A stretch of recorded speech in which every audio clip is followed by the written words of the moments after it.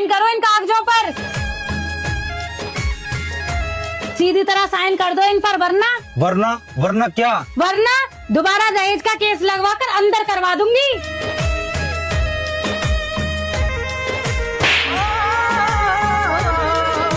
ये हाथ तुमने मुझ पे नहीं उठाया बल्कि हमारे पूरे रिश्ते को जला दिया। आज जो तुमने किया उसके बाद इस घर में मेरी जगह नहीं बचती। मैं जा रही हूँ अपने घर हमेशा हमेशा के लिए। तुम्हारी रोज रोज घर जाने की धमकियों से मैं तंग आ गया हूँ। अगर तुम्हारी यही खुशी है तो चली जाओ, बल्कि मैं तुम्हें घर छोड़कर आता हूँ। चलो। जिसमें एक जान पे हम, एक दूजे की पहचान पे हम। लो ले आया तुम्हारी बेटी को, हर बार धमकी देती रहती है, मायके चली जाऊंगी मायके चली जाऊंगी। आज मैं खुद इसे लेकर आया हूँ। अब एक काम करो, या तो इसे समझा लो कि शादी कोई गुड्डे गुड़िया का खेल नहीं, या इसे हमेशा के लिए अपने पास रखो। मैं रोज रोज इसकी नौटंकियों से आकर तंग आ गया हूँ। मैंने क्या किया?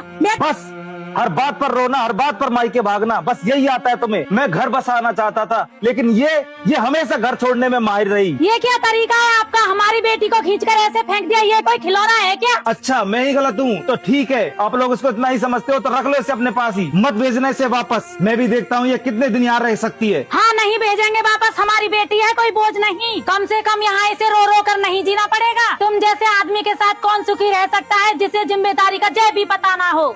उल्टा मेरी ही बेटी को कटघरे में खड़ा कर दिया तुमने। शर्म नहीं आई तो मैं निकल जाओ मेरे घर से। ठीक है। तू क्यों सहती है उसे? कहीं लिखा है क्या औरत ही सब कुछ बर्दाश्त करे? अब तू वापस मत जाना, तभी समझ आएगा उसे कौन बड़ा है और कौन छोटा। अगर औरत चुप रहे तो मर्द सर पर चढ़ जाता है। तुझे भी उसे अपनी अहमियत दिखानी चाहिए। सही कह रही हो माँ जी, इतना भी क्या प्यार पति से जो खुद को ही मिटा ले। आप तो 2-4 दिन यही रुक जाओ, वो तो रेंगता हुआ खुद माफी मांगने आ जाएगा। और सच कहूँ तो मर्द तभी सुधरता है जब उसे अपनी पत्नी खोने का डर होता है। अगर वो फिर भी नहीं माना तो कोर्ट कचहरी का रास्ता तो है ही। आजकल औरतें वकील के जरिए ही मर्द को लाइन पे ले आती हैं। शायद आप लोग ठीक कह रही हैं। मैं हमेशा समझौता करती रही, लेकिन बदले में मैंने क्या पाया? जैसा आप लोग करो वही ठीक है। तुझसे मिलने को दिल ऐसे तड़पता है। अरे रूबी एक कप चाय। उस दिन मैंने गुस्से में आकर बहुत बड़ी गलती कर दी। मैं उसके बिना एक पल भी नहीं रह सकता। उसे फोन करके माफी मांगकर घर बुला लेता हूँ। हेलो, कौन? मैं बोल रहा हूँ, मेरी रूबी से बात कराना। अभी आप फोन मत करो और मेरी बेटी को तंग मत करो। हम तुम्हारे जैसे आदमी के साथ अपनी बेटी को नहीं भेजेंगे, समझे? सुनो मेरी बात तो सुनो। माँ जी मैं हाथ जोड़कर माफी मांगता हूँ, गलती मेरी थी, गुस्सा मेरा था। रूबी मेरी पत्नी है, मेरा संसार है। मैं आपके हाथ जोड़ता हूँ, रूबी को मेरे साथ भेज दो माँ जी। मैं वादा करता हूँ मैं उसे कभी आंसू नहीं दूंगा। बस एक बार माँ जी उसे मेरे साथ भेज दो। हाथ जोड़ने से घर नहीं चलता, एक बार हाथ उठ गया तो भरोसा भी टूट गया। हम अपनी बेटी को फिर से दर्द में ढकेलने की बेवकूफी नहीं करेंगे। तुम्हारी इन मीठी बातों में अब नहीं आएंगे। मैं अपनी बेटी को कहीं नहीं भेजूंगी। माँ जी एक बार मैं अपनी पत्नी से पूछना चाहता हूँ कि वो क्या चाहती है। रूबी मैं बहुत शर्मिंदा हूँ, बस आखिरी बार मुझे एक मौका और दे दो। कितना गिरा हुआ है, खुद ही हाथ उठाता है, अब खुद ही लेने आ गया। शर्म नहीं आती? क्या चलोगी तुम मेरे साथ? तुम हर बार यही कहते हो गलती नहीं होगी, पर हर बार मुझे ये दर्द सहना पड़ता है। मैं थक गई हूँ, अब मेरे पास अब सहने की ताकत नहीं बची। अब मैं तुम्हारे साथ कभी नहीं जाऊंगी। तू बेवफा है। सुन लिया, अब जा सकते हो यहाँ से।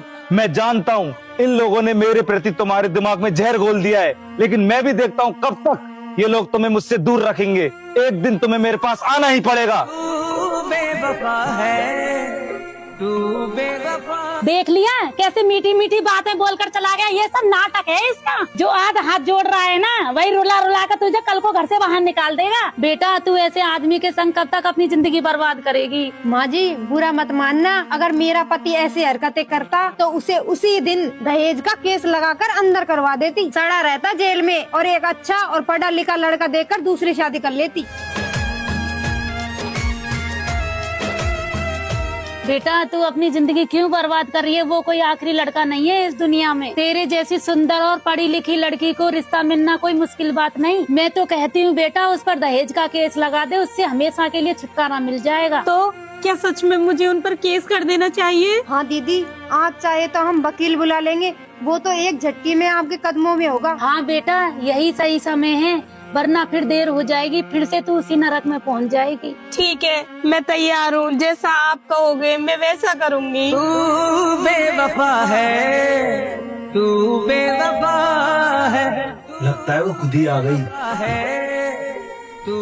दहेज मांगने पत्नी को प्रताड़ित करने के आरोप में तुम्हें गिरफ्तार किया जाता है। सर मैंने कोई दहेज नहीं मांगा, आप गलत समझ रहे हो। आप मेरी बात तो सुनिए। तेरी राम कहानी थाने चलकर सुनाना। चलो। हो मेरे भोलेपन सर, मेरी बात तो सुनो। तूने चल, चल। फायदा उठाया, प्यार की राहों में चलते तूने हमें रुलाया। तेरे प्यार में पागल हो गया, तुम्हारे खिलाफ कोई सबूत नहीं मिला, इसलिए तुम्हें बाइज्जत बरी किया जाता है। तेरे प्यार में पागल हो गया, मोहब्बत में तेरी मर गई। तेरे प्यार में पागल हो गया, मोहब्बत। मैं आज भी तुम्हें अपनाने के लिए तैयार था, क्योंकि मैं तुम्हें खोना नहीं चाहता था। आज तुम जिन लोगों की बातों में आ रही हो, देख लेना एक दिन यही लोग तुम्हें अकेला छोड़ देंगे, और उस दिन तुम्हें समझ में आएगा कि इस दुनिया में अकेला मैं था जो तुम्हें टूटकर और दिलो जान से प्यार करता था। तू बेवफा है, तू बेवफा है, तू बेवफा है, तू बेवफा है, तू बेवफा है। मैं लड़की को बुला देती हूँ। हाँ, बुलाओ बुलाओ।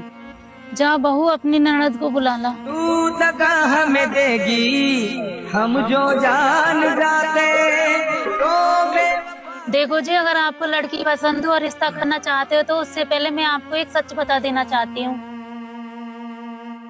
कैसा सच? मेरी बेटी पहले से शादीशुदा थी, उसका तलाक हो चुका है। मैं झूठ बोलकर इस रिश्ते को आगे बढ़ाना नहीं चाहती, इसलिए मैं आपको अभी बता रही हूँ।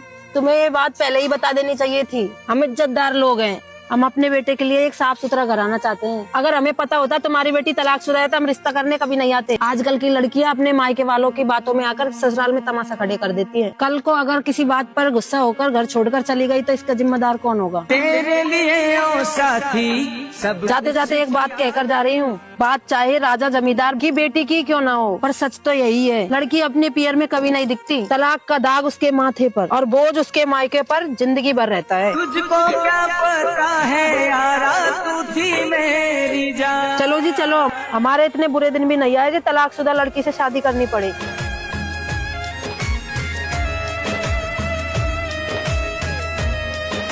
अरे बेटा, तू यहाँ भी शराब पीने लग गया। मैं तेरे हाथ जोड़ती हूँ, कम से कम तू यहाँ तो शराब मत पी। अगर आज ये रिश्ता हाथ से निकल गया तो याद रखना तेरी शादी की आशा भी खत्म हो जाएगी। तू थोड़ा संभल जा बेटा, बस आज के दिन। अरे माँ, आप बिना क्यों टेंशन लेती हो? और ये तलाकशुदा औरत है, और इसको भला कोई इज्जतदार खानदान क्यों अपनाएगा माँ? बहुत कम लोग होते हैं जो इन्हें अपना लेते हैं, वरना ऐसी औरतें तो हम जैसे शराबी और जुआरियों के नसीब में होती है माँ। बस बस चुपचाप से बैठ जा और वहाँ जाके कोई ड्रामा मत करना। तू बेवफा है। तुम्हारी हिम्मत कैसे हो गई मेरे घर आने की? मेरे इतने बुरे भी दिन नहीं आए कि मैं एक शराबी और जुआरी से शादी रचाऊं। मुझे मेरे आत्मसम्मान का गला घोटने की जरूरत नहीं। निकल जाओ अभी की अभी मेरे घर से। बस कर, राजा मत बोल। तू बेवफा है, तू बेवफा है। हम जैसे आदमियों की आदत तो चलती रहती है, लेकिन सच तो ये है, समाज में तलाकशुदा औरत की कोई कीमत नहीं होती। समाज ऐसी औरतों को दूसरा मौका देने से डरता है। तुम्हें शुक्र मानना चाहिए था हमारा, जो हम एक तलाकशुदा औरत को अपनाने के लिए तैयार थे। लेकिन तुम्हारे माथे पर लगा ये तलाक का दाग हमेशा के लिए तुम्हारे जीवन में अभिशाप बन जाएगा। चलो बेटा यहाँ से। वाह रे रूबी, तूने तो अपनी माँ की नाक ही कटवा दी। तुझे पता है तूने क्या किया?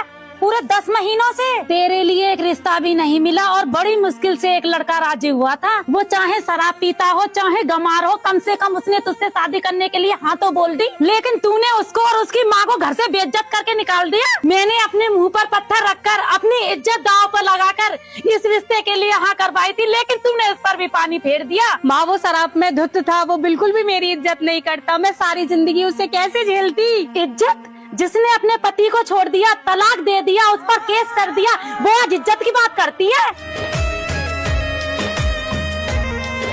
अरे वैसे भी दुनिया तुम्हें इज्जत से नहीं देखती रूबी। जिसके माथे पर तलाक का दाग छप जाता है, उस लड़की के लिए कोई अपने घर का दरवाजा नहीं खोलता। तू बेवफा है, तू बेवफा। दीदी, मेरे कपड़े धो देना, आज मेरे सिर में बहुत दर्द है।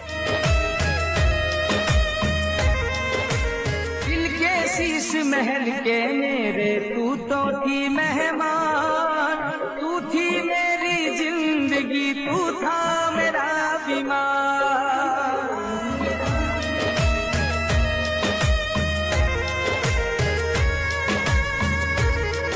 तू बेवफा है, तू बेवफा है, तू बेवफा है। अरे जल्दी करो, बर्तन धोने में इतना टाइम लगता है क्या? अभी खाना भी बनाना है, वरना सब भूखे रह जाएंगे। पता नहीं किस यादों में खोई रहती है। आज समझ आ रहा है मेरा पति बुरा नहीं था, ये माहौल बुरा था। क्या करूं मैं, कहाँ जाऊं मैं उनके पास जाऊंगी, उनके पैरों में गिरकर उनसे माफी मांगूंगी और मुझे पूरा विश्वास है कि वो मुझे माफ कर देंगे और मुझे फिर से अपना लेंगे। तुझसे मिलने को दिल ऐसे तड़पता है, जैसे कोई परिंदा कड़ी धूप में जलता है। दो जिस्म एक जानते हम, एक दूजे की पहचानते हम। दो जिस्म एक जानते हम, एक दूजे की पहचानते हम। जी वो कौन थी? तू बेवफा है, तू जिंदगी में कुछ चेहरे ऐसे होते हैं जो वक्त के साथ दूर तो चले जाते हैं, लेकिन उनकी जगह दिल में हमेशा खाली रह जाती है। तू बेवफा है, तू बेवफा है, तू बेवफा है।